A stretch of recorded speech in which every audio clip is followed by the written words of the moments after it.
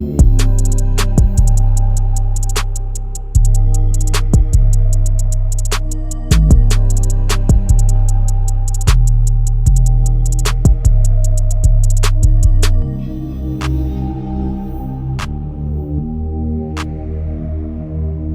back to the Team to Beat Miami Heat podcast, your one-stop shop for daily Miami Heat and NBA content. My name is Amir. Major is back on the show. It's been a while since we've done an episode together. Major, I actually don't remember the last time we did one. It might have been before the playoffs, before the horrible, horrible sweep to the Cleveland Cavaliers. Atrocious season. Obviously, losing Jimmy Butler was tough, and just 8 games below 500, getting swept. And we don't need to rehash that. Let's talk about the future in this offseason right now. We missed out on KD, and I mean, I'm not upset about it. I was a little disappointed, but I'm okay with that. It's fine. Not a big deal. But there is new breaking news that just came out. Duncan Robinson is declining his $20 million option, and it looks like there's a potential for him to come back to Miami and maybe renegotiate another longer deal, maybe like a 2 to 3 year deal, or he can become a free agent, sign elsewhere, or we could do some sort of sign and trade. So, what are your thoughts on that? Because he's an expiring contract. He had the early termination option, non-guaranteed contract before July 8th. He'll be making $10 million. After July 8th, it will be a $20 million contract. So, just overall thoughts on the situation and where do you think he's going to end up? Yeah, I mean, to be honest, I think this was the path to come back to Miami. If he did not, it's like really confusing how it's all worded and everything, especially with Sham's tweet saying he declined to use his option, but he used it. So I'll try to word this carefully to where it makes sense. If he accepted his contract and was planning to stay on that previous deal of $20 million, I think there's virtually no chance he stays, right? That minimum, we're going to cut him, only have to pay the 10. That still gets them out of the tax and aprons and all that stuff.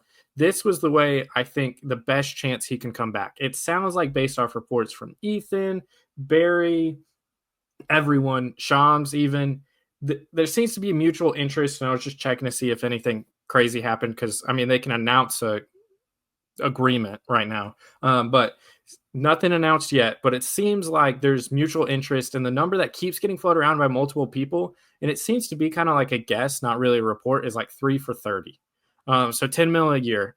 Honestly, that sounds like a really good contract based off the annual number. Now, you could argue you're taking up cap space for a Duncan Robinson, but Greg pointed this out, so I want to shout this out as well.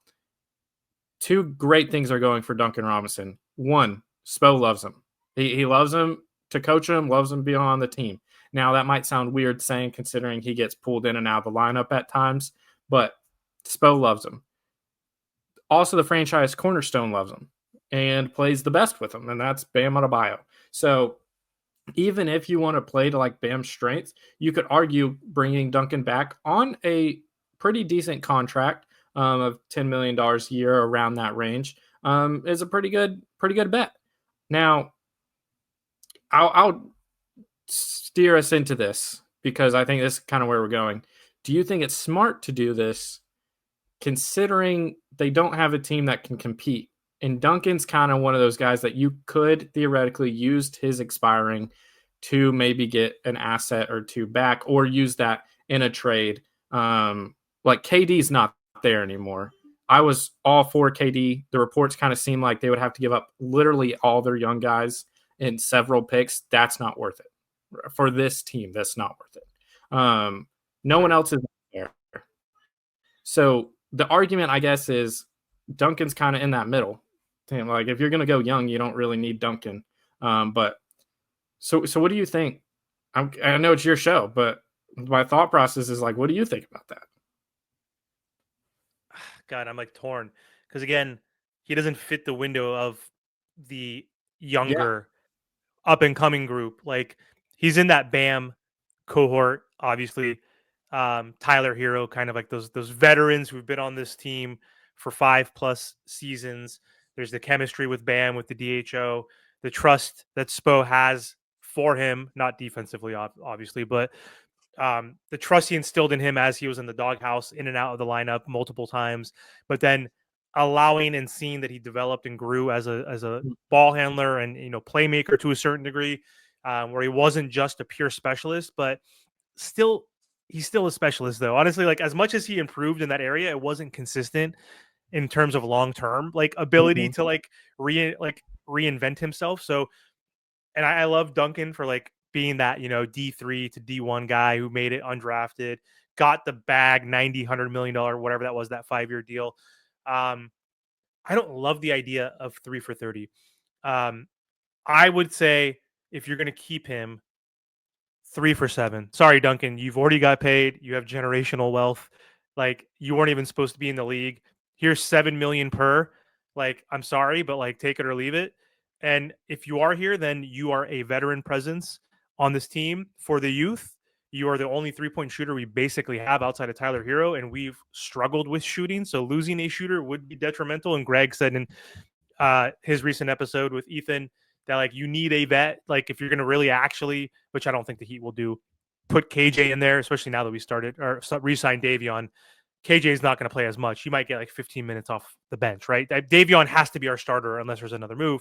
So like, but if you went young, where it's like KJ's getting the time, Kashad's even getting minutes, like Drew's getting the minutes, Jovic, Hawkes, Ware, etc., then you need a shooter because you're going to not be able to score because these guys are going to be very inconsistent, and it's going to be hard for them to score. We can't even score anyway. We've been bottom 3 in points per game for the last 5 seasons, right? Like we average 109, and like teams like the Pacers and Thunder who made it to the finals are averaging like 118 a game. So I'm torn. I don't think it necessarily makes sense with like us going younger, but I could see that he can still have a role with this team. I personally would want to see him go on to a contender, like go to the Thunder. Get win a championship, Duncan, because you're not going to win a championship here anytime soon. You know what I mean? Go to a not a Celtics or anybody on the East, but like go to the Clippers, go to some team that you can help. I don't know. What do you think? Do you want it Yeah, or I not? mean, I want him. I want him in Miami. I mean, Duncan's just one of those guys where I feel like most Heat fans that are, especially that aren't on Twitter, love Duncan. I Like, love him too. I love him for yeah, what he there's did. just something about Duncan. I think it's one of those where Heat Twitter will make you think he's hated more than he really is. But and that's only a subsection of Heat Twitter, I would say. But I love Duncan. I want him on Miami. Now, if he's not on Miami, and if he goes to like the Thunder, for example, they just opened up a roster spot today, by the way. If he goes there and wins a title, that is my consolation. See, But I would love. you agree with me then? No, I want him in Miami, But I'm but saying if he goes, but like if he goes, win a title. here, let me ask you this then: do you agree on the 3 or 10, or do you think 3 for 21 makes more sense? And what would you prefer? Like you have to say 3 for 21 technically, but Yeah, like yeah, what kind of question is that? Like, no, I think either are fair. Really, I would love for like a 2+1, as in like it's a standard 2-year deal, and then maybe a option club option, on the third, like a team option. not a player, Um, not player. so I would be fine with that. But I do think it. Reading tea leaves, it kind of seems like Duncan would want to be back because if he didn't care to be back, take your 20 mil and get cut at worst, and then you can go somewhere else, or maybe you get traded and you get all 20. Like it sounds like they're already working on it. Yep, we'll see. Anyway, other news, rumors, speculation. It's the off season. Jonathan Kuminga, DeMar DeRozan. Like these are some players that both don't move the needle, but there are other names that can pop up throughout the offseason or that have before the offseason, like Trey Young. I don't think he's going to be moved. But what are your thoughts on the whole Kuminga piece? Are you willing to add him as like fully going young, basically, um, and thinking more so of like 2 to 3 years down the line? Like it does kind of doesn't screw over Tyler and Bam, but like it doesn't give him that win now type player. But there is no real win now type player. Like even adding a Kevin Durant and DeMar DeRozan, I like adding an aging superstar, and DeMar's not a superstar, but Kevin is obviously. But adding a aging all star in DeMar or Kevin wouldn't have moved the needle in my opinion. Like they need a like Ja Morant, Trey, someone in that cohort, like a young superstar. I mean, what are your thoughts like just like on Kuminga? Does it move you? Do you think it makes sense? Like what's how do you think it would fit? First off, they don't need Trey Young. You said that name and it just I hate him so disgusting. much. I know. I hate him more than Disgusting. a lot of But players in the league. Kuminga, I'm fine with. I think he's a young guy, and I think he can be a very, very good player in this league. If given the role and the opportunity and all that stuff, I don't think the Warriors are the best team for him to grow. I think he knows that. I think the Warriors know that. Whenever he gets an opportunity, he shows some flashes. I would take a bet on that if they're going to lean into it. So if they're going to lean into going young, Kuminga's one of those guys where I could see you could probably get him for pretty cheap in terms of like the trade. Now, if he's wanting 30 plus mil a year, that's a little crazy in my opinion, but probably wouldn't pay that. But if all you have to do is give up someone like a Wiggins or something like that, I could see that. So I would be happy with that. I would take a bet on his raw talent. Now that like we've both now said, there's no one like a KD. I think KD could have made them contenders in the East because the East is kind of weak, and I think KD's that good. But and I also think if you got KD, you could bring in some other people around it too. I don't think that would have been the only move. DeMar doesn't change much. We lock down the play-in though, which I mean that might be what we're going for here. We're the greatest play-in team of all time. And you add DeMar DeRozan to that, and we are like locked in winning that play-in. Most clutch playing team ever, adding him there, right? Yeah, exactly. And like DeMar, he'll get you some buckets, but as far as like taking you to a contender in the East, no, he's not that good at this stage of his career. And the way he kind of gets his buckets, you could argue might clog up Bam and Hero a little bit. Both of them kind of live in the mid range at times. Hero did a much better job, and Bam started stretching out to three. But I think both of them are at their best when they include it a little bit, and that's where DeMar shines in. So I don't think there's a player like that. Now, I floated around the idea of there's a lot of rumors about San Antonio now having 3 point guards. Mm-hmm. Call San Antonio and say, hey, are y'all interested in trading any of the three? And if they are, if it's Castle, I would trade Tyler Hero for Castle. Like if it came to that, I would do that. That's the people are floating around that find your Halliburton trade where they traded a very good player in Sabonis to get Halliburton. Castle's that guy. Let me stop you there real quick. Sorry to cut you off, but this is the Spurs, not the freaking horrible, trashy franchise who's never won a championship. The Sacramento Queens, like they're the worst franchise, like one of the worst in the NBA. So I'll stop you there real quick. But my point is, you can get a very, very good young point guard that could grow into being one of those elite players in the NBA. And that is kind of the thing. Fox, even trade for Fox, very, very good point guard, one of Bam's best friends, young. You can then build around Bam and Fox. And then Harper, I would just kind of take a gamble on him. So it would be kind of the not quite the Castle level of like Castle, is going to be really good.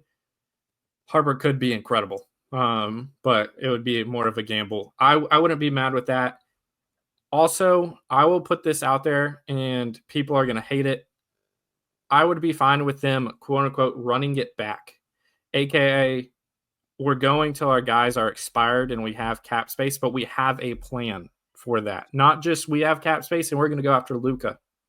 Yeah, those guys are all going to re-sign before and get traded. Like that's how it happens. They get their guaranteed money, then they request a trade a year after. So if there is a legitimate plan and they just basically go out and say, our plan is to wait till we have cap space to where we can make other moves, and it's not just hope for a star to demand Miami and Miami only. I know I joke about that anytime a star might be available or a player, but that's not a legitimate thing unless you get other assets.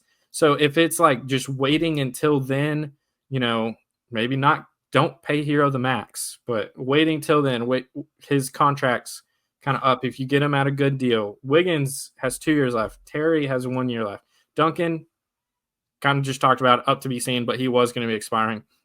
So even if their plan is take a pause year, but if they're honest with the fans and saying, we're taking a pause year because we need this flexibility in the new CBA, and then we can be opportunistic in who we get through other things, I'd be fine with that too.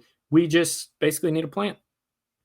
Let me ask you this though, like we could be freed up from a luxury tax perspective with getting Terry off the books, and Mm-hmm. Wiggins seems like he'll decline his option if we don't move him Yeah. after this season, or if we don't move him this season, then I feel like he'll be off the books too.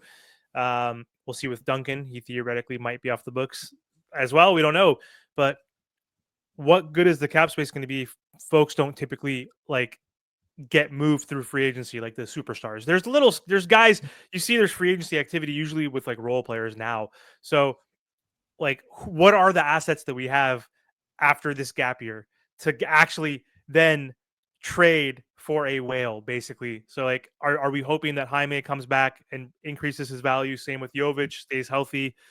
Khalil Ware possibly, you know, averages Yeah. 17 and 10, and then like all of a sudden it's like, oh, Anthony Edwards is available now, then of course you throw in Ware and everybody. Is that kind of like your thought, like, or their plan? You think is hoping That they increase their value, and then that's what we do?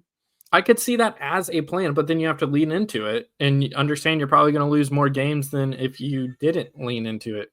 But I think the trade of trading our first round pick this year and making the playoffs, even though we got absolutely crushed, I think that's worth it because it opens up more flexibility for the future. Like that's actually people want to say manage assets, and Yeah, people got up in roars because that ended up being the number one pick. Like you don't make bets, and this is what they've done. They've made bets for the last 20 years or 10 years on 1% chances, and y'all get mad at them that they've made this for 1% chances.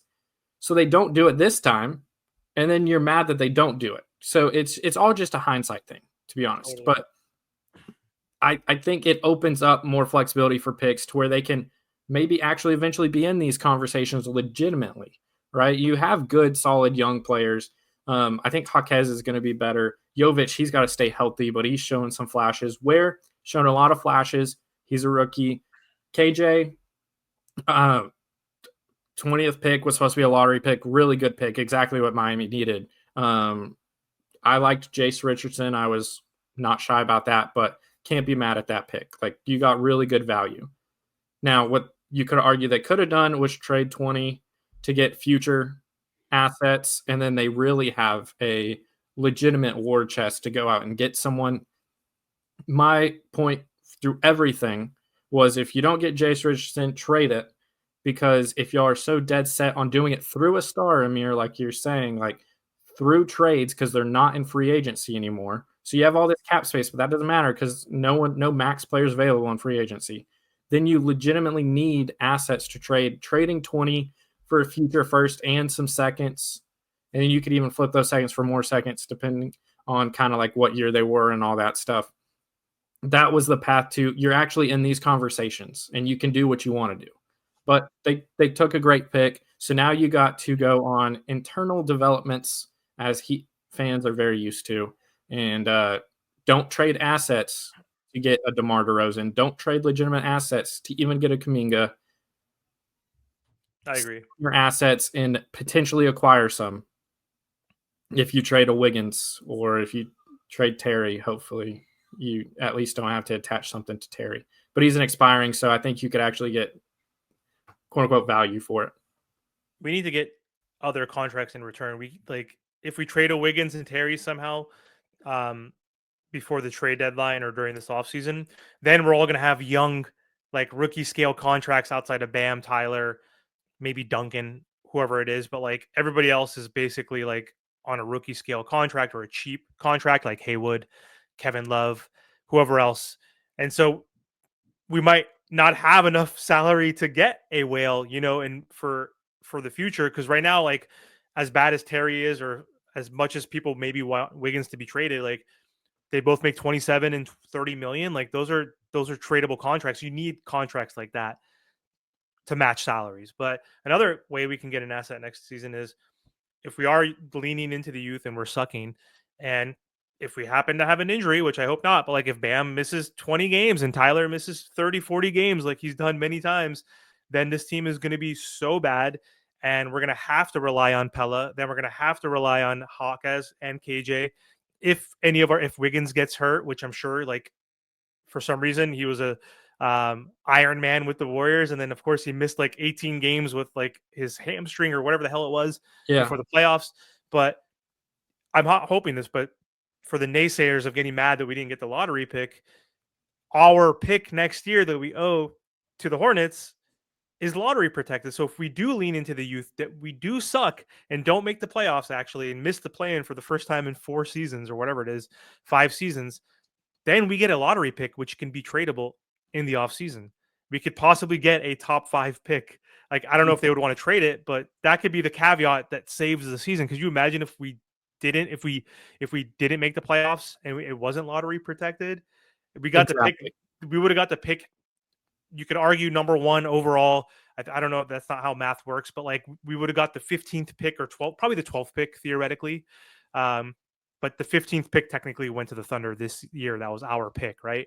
So you never know. Like we could have a horrible season, not make the playoffs if we're leaning young, and we get a lottery pick, and it could be a top 5 lottery. The last time we had a top 5 lottery pick, Michael Beasley, 2008, Dwayne Wade, 2003, right? Since the 2000s, we've had 2 top 5 picks. That's it. And then Justice Winslow, whatever the year that was, he was the 10th pick. Outside of that, we've been lucky, and it's obviously skill with Adam Simons and Yep. the scouting team to get Bam and Tyler at 13 and 14, Kalel at 15, Jaime at 18, like Jovic at 28. Like we draft well, but we haven't had the chance to get our Jason Tatum at number 3, our Jalen Williams at number 4, or Yep. whoever, like even SGA at 11. Like we just haven't really had picks inside the actual lottery, and that could be a very valuable asset next season, is getting our pick back from the Hornets because it's lottery protected. So anyway, that's all we have. We said 20 minutes max. We usually do 30 to 40. Major and I are incapable of staying to a strict timeline. So I'm We're doing making sure good. we're both dads and it's Sunday, and like we got to do stuff, like, right? We got to take care of our Yeah. daughters and get out of the house. So I have to go pack her bag with my wife. So cutting it short, we have so much time until October, Major, with so many conversations you and I can have. So you're going to be back on this hopefully in the next few weeks. I'm going to force you to come back on to talk about some other stuff. Any closing thoughts? No. Last thing, I agree with you. If everyone thinks the Heat are going to be as bad as they say and their team is as bad, you should be happy that they freed up picks. Even though it did cost you 1 lottery pick this year, you've freed up numerous picks in the future. And if you think the future looks that bleak, as y'all say, you should be happy that they do not owe all of them to other teams. And that it's lottery protected. Because Yeah. again, we've historically been injured during this Jimmy build during the regular season, and last year was relatively healthier, right? Bam played a lot, and Yeah. Tyler played the most games in his career at 72, but that's not the norm. We're used to having lots of injuries, and we'll see what Mm-hmm. happens. But anyway, before we hop off, I want to just let the audience know again where they can find you online. Yeah, you see my name on the screen, just add an underscore in it, and you find me on Twitter. That's where I am mostly. Do work with 5 Reasons Sports Network. So if you're a part of our Discord or playback, anything like that, or our podcast 5 Off the Floor, I appear on that some, especially throughout the season. Especially when the Heat lose. Yeah.